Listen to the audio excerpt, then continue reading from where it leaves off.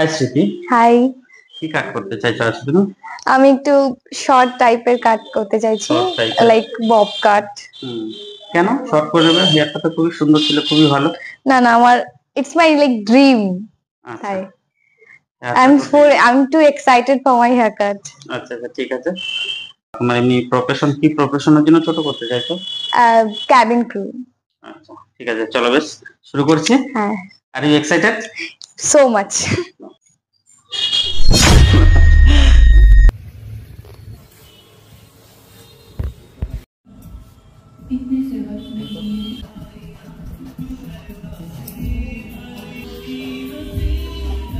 দেখো, দেখে নাও।